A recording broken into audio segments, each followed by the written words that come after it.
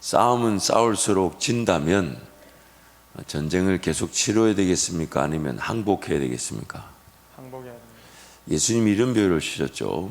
어떤 사람이 이렇게 전쟁을 치르고 보니까 전쟁이 안 될 것 같아요. 상대가 너무 커. 그러면 싸울 것이 아니라 화친을 청할 것이다. 사신을 보내서 화친을 청해야 되지 무식하게 싸울 일이 아니다. 이렇게 주님이 그렇게 마태복음에서 비유로 말씀하셨죠.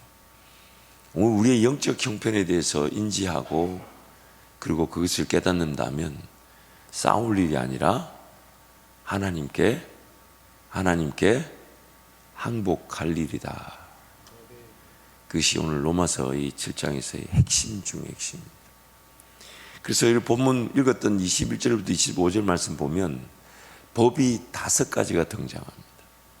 근데 이 법 5가지 법은 한 가지의 법 안에서 그 4가지의 법들이 다양하게 존재하고 또한 서로 이 관계 속에서 또 법을 만들어냅니다. 큰 한 가지 법 틀 안에서 4가지의 법의 형태가 존재하거나 혹은 관계를 통해 서로 법을 이루고 있습니다. 근데 이 법을 이루고 있단 말이 무슨 말이냐면 오늘 우리는 이 법이 내가 법을 조종하나요? 아니면 법을 나를 지배하나요? 빨간불일 때 가면 돼요? 안 돼요? 빨간불일 때 가면 됩니까? 안 됩니까? 내가 법을 이기는 것이 아니라 법이 나를 지배하는 거죠. 그런데 그럼 이 법을 모르면 어떻게 되나요? 법을 몰랐다고 해서 법을 어겼을 때 그러면 너 몰랐구나 하고 용서를 해주던가요? 아니면 그래도 벌금을 내야 되던가요? 내야 돼요? 안 내야 돼요? 내야 됩니다. 제 아내도 법이 언젠가 이렇게 차를 억울한 일을 당해가지고, 왜냐하면 거기에 그 어린이 보호구역 뭐 30km인가 그거를 모르고 무려 한 주간에 2번이나 지나가셨다고 합니다. 아니 억울해요. 정말 본인 아내도 저도 생각할 때 억울해요. 그래가지고 경찰서 가서 따졌어요. 따진다기보다는 이제 뭐 이렇게 이거 너무하지 않냐 이런 게 있는지 몰랐다. 여러분 입만 아프죠. 그분 뭐라 그러세요? 법입니다. 법입니다. 근데 여러분 우리의 영적인 삶의 위치도 마찬가지입니다. 하나님의 법 혹은 죄의 법 이것이 이미 확정되어 있어서 우리를 지배하고 있습니다. 우리는 모릅니다. 몰랐다고 해서 그 법의 지배를 피하거나 혹은 이겨낼 수가 혹은 양해를 받았거나 혹은 불쌍히 받을 수가 없습니다. 모르면 누구만 손해입니까? 모르면 누구만 손해입니까? 나만 손해예요. 근데 우리는 자꾸만 그 법을 이해하려고 하지 않아요. 그 법을 모르고 살아가려고 합니다. 자꾸 덮어놔요. 그러다 보니까 결국 그 법을 언제 깨닫게 됩니까? 그 법을 모르고 나서 어기고 나서 기어이 나한테 어떤 피해가 오고 손실이 생기고 아픔이 생기고 어려움이 생기고 나서야 이거 안 지키면 안 되는 거였구나. 성경이 이렇게까지 말합니다.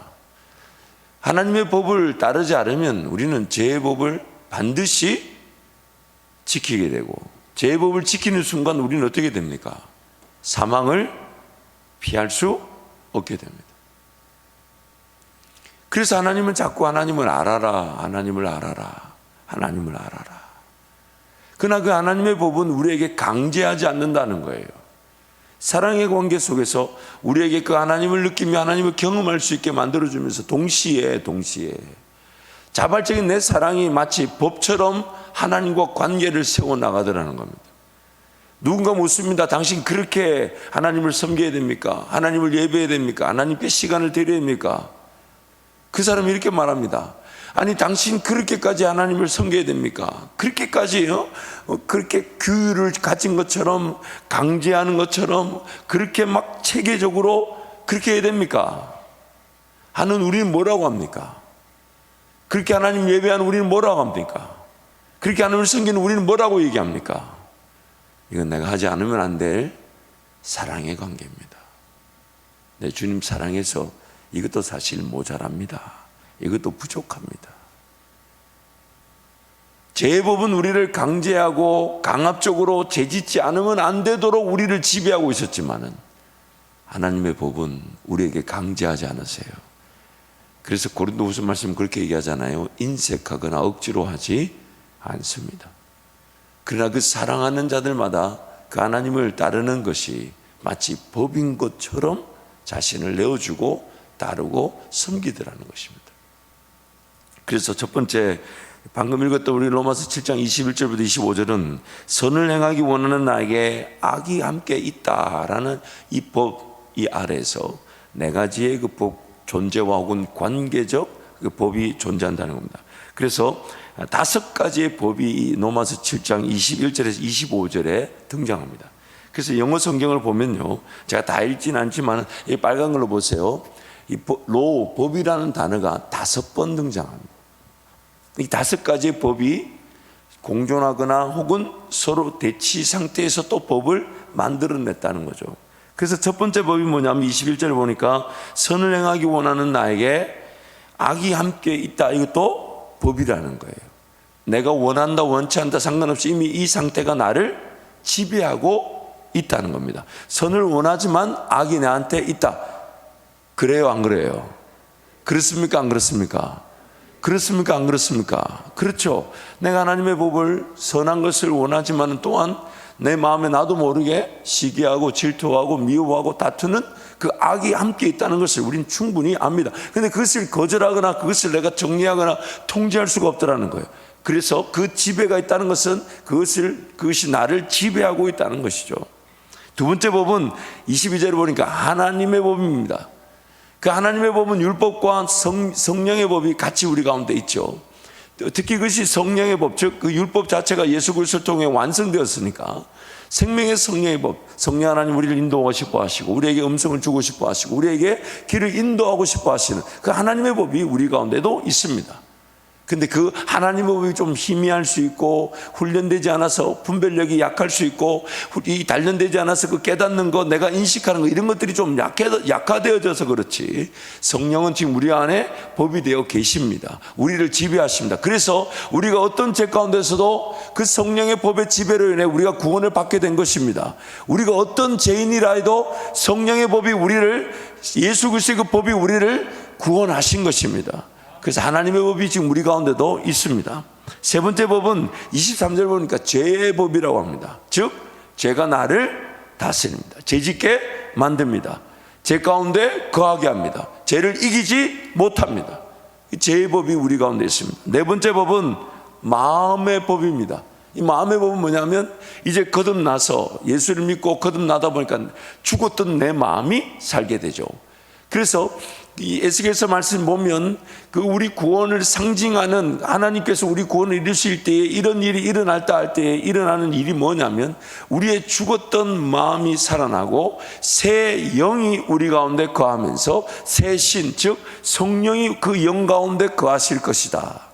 세 가지가요. 첫 번째, 우리의 죽었던 마음이 살아나게 되고, 두 번째, 새 영이 우리한테 주어지게 되고, 또한 새 신, 즉 그 영 가운데 성령께서 거하시게 될 것이다. 에스겔서에서 그 예언의 말씀이 나오고 또 실제 우리 가운데 그것이 이루어졌죠. 그래서 예전에는 몰랐습니다. 무엇을 즐거워해야 되며 무엇을 기뻐해야 되며 무엇을 따라가야 되는지 우리는 몰랐어요. 그러나 이제 예수를 믿게 되었고 성령이 내 가운데 거하시면서 이제 내 마음이, 죽었던 마음이 이렇게 살아나게 되죠. 이 살아나게 되면서 그 의지와 또한 결단이 살아나게 되고요, 그것을 통해 선택하고 결단하기도 합니다. 그러나 그 마음이 살아날 때 100% 온전히 살아나지 않아요. 그 마음이 이제 살아나기 시작하는 것이 성화의 시작, 구원의 시작인 것입니다. 왜냐하면 우리의 의지와 결단이 항상 불완전하잖아요. 항상 불안. 어떨 때는 의지와 결단이 마치 믿음의 시작인 것처럼 열매를 맺어 하나님의 은혜를 누리게 할 때가 있지만, 또 어떤 경우는 그 의지와 결단이 잘못된 의지와 결단으로 죄의 길을 또 들어서게 만들기도 합니다. 그래서 우리 마음은 살아나야 되지만 온전히 다 살아난 상황이 아니에요. 강팍했던 마음이 이제 부드러워지기 시작하는 겁니다. 만져지기 시작하는 겁니다. 그래서 온전한 마음의 회복은 즉 성화를 얘기하는 것이죠. 다섯 번째 법은 백전백패의 법입니다. 싸우면 싸울수록 이기지 못합니다. 그 법을 얘기합니다. 그래서 첫 번째 법을 잠깐 살펴보면요, 선을 행하기 원하는 나에게 뭐가 있다고요? 악이 있다. 21절 말씀 우리 함께 선포합니다. 내가 행하는 것을 내가 알지 못하노니 곧 내가 원하는 것은 행하지 아니하고 도리어 미워하는 것을 행함이라. 원하는 것과 미워하는 것이 내 안에 공존하고 있다고 그랬습니다. 또한 19절 말씀 함께 선포합니다. 내가 원하는 바 선은 행하지 아니하고 도리어 원하지 아니하는 바 악을 행하는도다. 그 선을 행하기 원하지만은 또한 악이 함께 공존하는데, 안타까운 것은 원하는 것은 안 하고 원치 않는 것, 미워하는 것을 자꾸 행하려고 하는 그것이 내 안에 머물고 있다는 거죠. 그래서 두 번째 법 22절입니다. 하나님의 법인데 함께 21절 22절을 선포합니다. 그러므로 내가 한 법을 깨달았노니 곧 선을 행하기 원하는 나에게 악이 함께 있는 것이로다. 내 속 사람으로는 하나님의 법을 즐거워하되.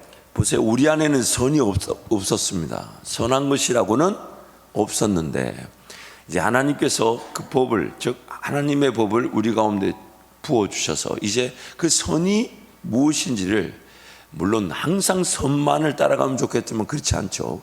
그러나 무엇이 선인지도 이제는 성령을 통해 알게 되었어요. 즉 그 선, 하나님의 법이라는 게 내 안에도 공존하게 되었습니다. 세 번째 제법 23절 말씀 함께 선포합니다.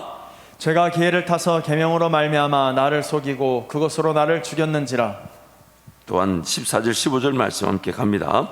우리가 율법은 신령한 줄 알거니와 나는 육신에 속하여 죄 아래에 팔렸도다. 내가 행하는 것을 내가 알지 못하노니 곧 내가 원하는 것은 행하지 아니하고 도리어 미워하는 것을 행함이라. 또한 17절부터 20절까지도 함께 선포합니다. 이제는 그것을 행하는 자가 내가 아니요 내 속에 거하는 죄니라. 내 속 곧 내 육신에 선한 것이 거하지 아니하는 줄을 아노니 원함은 내게 있으나 선을 행하는 것은 없노라. 내가 원하는 바 선은 행하지 아니하고 도리어 원하지 아니하는 바 악을 행하는도다. 만일 내가 원하지 아니하는 그것을 하면 이를 행하는 자는 내가 아니요 내 속에 거하는 죄니라.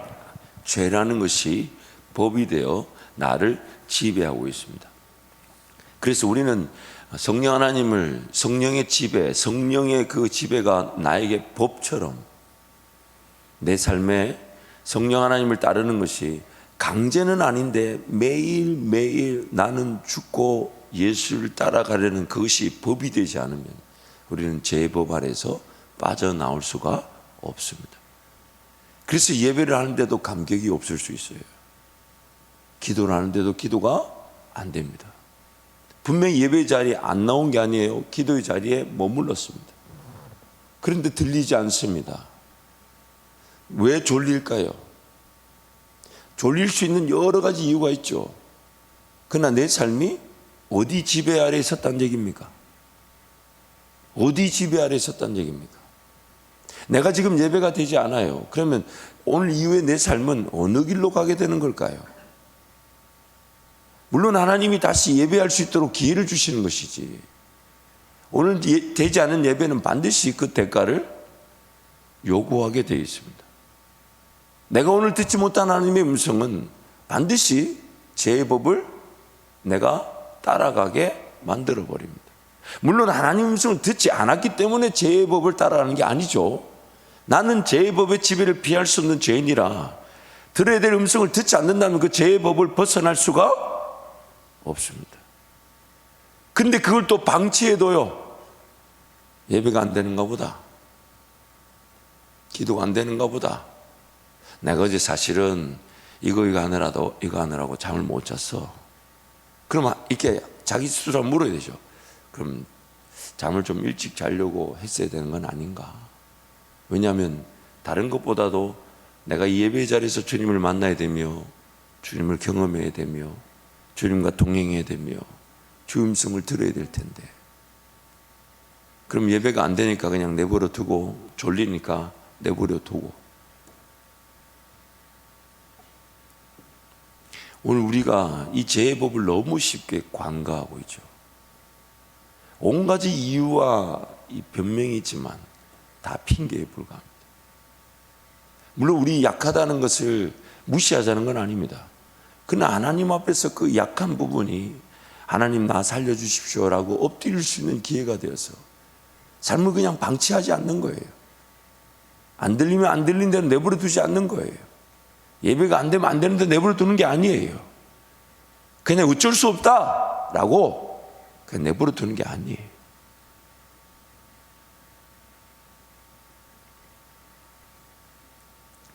네 번째 법은 나의 마음의 법입니다.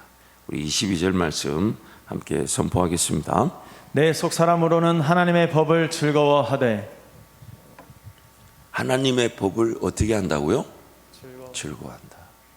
선을 어떻게 한다고요? 행하기를 원한다. 잘 안 된다. 내 마음에도 나름대로 법이 있어요.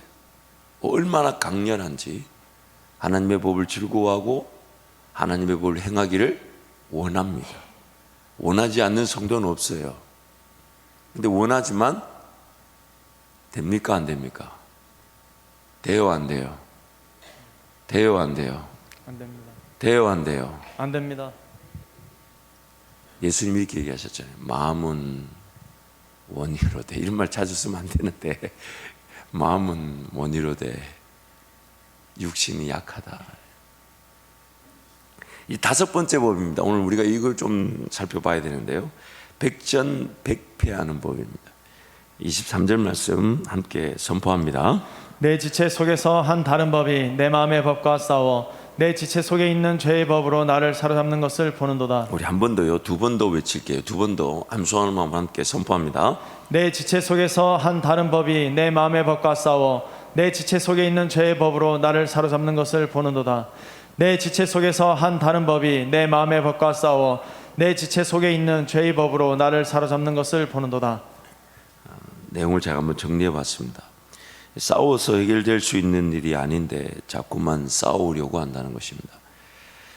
이미 죄의 법 아래 사로잡혀 있는 자들이 하나님의 율법으로 말미암아 무엇이 죄이고 무엇이 죄의 영향력과 권세인지를 알게 된 순간 자기도 모르는 사이에 죄의 지배를 받고 있는 육신이 욕심을 부리는데 그것이 바로 자기 힘과 능력으로 싸우고자 한다는 것입니다. 그래서 죄의 법의 지배로 성령 충만과 지배의 법을 거절하고 불순종하려는 싸움. 신앙이 없을 때는 하나님의 법에 대한 인식 그 자체가 긴장도가 낮죠. 그러다 보니까 그 긴장도가 낮으니까 자기도 모르는 사이에 죄의 법인 줄 모르고 그 하나님의 법을 거절하려고 합니다. 그 자꾸만 자기 편한 쪽으로 가려고 하죠. 다시 한 번 더요. 우리가 신앙이 어렸을 때는 마치 아기가 아직 그 부모의 정확한 음성들, 말을 명확하게 깨닫거나 듣거나 이해하지 못하는 상태에 있는 것처럼 신앙이 어렸을 때도 여전히 하나님의 음성이 들려질 수 있고 하나님 말씀이 깨달아질 수 있는데 제 법의 지배가 더 강하다 보니까 그 하나님의 음성, 하나님의 법, 하나님의 인도하심을 거절하려고 하죠. 불순종하려고 하죠. 그래서 그럴 때에 필요한 게 뭐냐면 부모나 교사나 목회자 같은 가르치는 자와 함께해야 합니다. 그래서 그 가르치는 자들을 통해 순종하며 걸을 때에 큰 은혜를 누리게 되는 게 뭐냐면 가르치는 자들을 통해 들어야 되는 하나님의 음성을 좀 더 분명하게 그리고 현실적으로 그리고 가르치는 자들이 좀 도와주잖아요. 이렇게 같이 가자. 새벽기도 가자. 같이 기도하자. 같이 말씀 보자. 같이 하나님 은혜를 구하자. 이게 현실적으로 도와주다 보니까 예수님의 그 대사명 모든 족속으로 제자를 삼으라는 즉 누군가를 따라가면서 이제 성장하게 되는 거죠. 그리고 그 사람은 반드시 그 따라가는 과정을 통해 성장하게 되면 하나님 그 사람에게 누군가를 또 붙여주셔서 그 사람이 또 누군가를 이끌 수 있는 리더가 되는 것입니다. 이게 바로 성숙과 성화의 과정에 반드시 필요합니다. 그래서 어린 시절에는 부모나 1차적으로는 부모가 될 것이고 그리고 2차적으로는 교사가 되고 또한 목회자 이런 이 여러 가지 마치 그물처럼 그 관계가 연결되어 있어서 가르침을 받는 자는 가르치는 자와 모든 좋은 것을 함께하라. 그 다음 나오는 말씀이 뭐냐면 사람이 무엇으로 심든지 그대로 거두게 될 것이다. 그 성장 과정을 통해 이 성숙과 성화의 기회를 얻게 되죠. 성령 하나님과의 동행을 통해 제법을 이기고 벗어나려는 싸움. 이제는 그 성령 하나님의 음성이 좀 더 많이 들려요. 그렇지만 여전히 습관, 오락, 문화 이런 것들이 발목을 잡듯이 못하게 만들죠. 결코 이길 수 없는 싸움에 빠지게 하는 법, 백전백패의 법이 우리를 지배하는 것입니다. 다툼과 싸움이라는 것은 그 자체가 성령의 인도하심이 아닌 죄의 지배, 제법의 지배 현상입니다. 성령의 인도하심은 평안과 평화 그리고 기쁨의 길입니다. 따라가는 이부터 행복을 외치며 자유를 만끽하는 길입니다. 로마서 8장 5절 6절 함께 선포하겠습니다. 육신을 따르는 자는 육신의 일을, 영을 따르는 자는 영의 일을 생각하나니 육신의 생각은 사망이요 영의 생각은 생명과 평안이니라. 내가 지금 영의 길을 따라가고 있다면 생명과 평안이 있을 것인데, 만약 생명과 평안이 없다면 나도 모르게 육신의 길을 따라가며 육신의 것을 생각하고 있는 것. 나 안에 평안과 생명, 기대, 사모함, 그래 하나님께서 도우실 거야, 하나님 함께 하실 거야, 이게 없다면 나는 육신의 길에 이미 들어선 것이에요. 기도해야 되는데 기도가 안 된다? 나는 지금 어디에 길에 들어선 겁니까? 육신의 길에 들어선 거예요. 뭔가 계획을 하고 그것을 이루실 하나님, 그 열매로 하나님의 영광에 대한 그런 간절함, 사모함, 그것이 없다면 이미 육신의 길에 들어선 거죠. 어떤 선택이나 결정이든 마지막에는 하나님께서 결정해 주십시오. 끝까지 하나님을 기다리겠습니다. 그것이 없다면 이미 우리는 육신의 길에 들어선 것이죠. 생명과 성령의 법의 지배 아래 거하지 않기 때문에 다툼과 싸움이 일어나는 것입니다. 하나님께서 무엇을 원하시는지, 무엇이 선인지, 무엇이 옳은 것인지를 깨닫게 하시고, 또한 그러한 것들을 하나님의 능력으로만 이루실 수 있으십니다. 생명과 성령의 법의 지배 아래 거한다는 것은 성령 하나님의 인도하심과 지혜를 신뢰하고 기다리며 따라가는 것입니다. 그러므로 우리 안에 그런 평안이 없고 자꾸만 뭔가 내 마음이 분주하고 바쁘고 여러 가지 계획들이 막 혼선을 결치, 이건지 저건지 잘 모르겠고, 그러다가 에라 모르겠다라고 또 이쪽 길 가버리고, 그런 어떤 연약함 우리가 항상 존재하고 있는 것 같아요. 내가 지금 기도하는데 뭔가 응답이 없는 것 같고, 내가 좀 기도하는데 뭔가 하나님의 임재가 없는 것 같으면, 내가 좀 더 하나님의 뜻을 듣기 위해 시간을 더 구별해 봐야 되겠다. 내가 하나님 그분 앞에 더 인내해 봐야 되겠다. 내가 하나님 그분을 더 기다려 봐야 되겠다. 이게 돼야 되는데 돌아갑니다. 안 되는가 보다. 오늘 또 왔다 갑니다. 주님, 이게 마실 나온 건지 신랑과 신부의 관계에서 기도한 건지 여러분 한번 개인으로 한번 따져보시죠. 그래서 여러분 토요일 같은 경우는 새벽에 오시거든 마음을 단단히 먹고 오세요. 내가 오늘 졸더라도 하나님 앞에 머문다. 근데 여러분 감사한 건요, 잠깐 졸 때 또 꿈을 보여주시기도 하고 비전을 주시기도 해요. 처음에 저는 그게 개꿈인 줄 알았어요. 내가 졸았는데 이게 무슨 이런 거, 근데 그게 아니에요. 조는데도 그 앞에 머무르신 저한테 하나님이 불쌍히 여겨주셔가지고 이렇게 위로해 주신 거였어요. 위로해 주신 거였어요. 물론 그렇다고 일부러 졸지는 않습니다. 그래서 여러분 오늘 우리 지배 상태를 파악한다면 뭘 더 우선적으로 여겨야 될지가 분명히 나오게 됩니다. 나의 영적 형편을 파악한다면 내가 이대로 내버려둘 것이 아니라 더 하나님을 의지하고 더 찾고 더 구하고 더 하나님 앞에 머물러야 되겠다. 그것이 오늘 우리의 고백이 될 줄 믿습니다. 우리 찬송하겠는데요, 오늘 우리의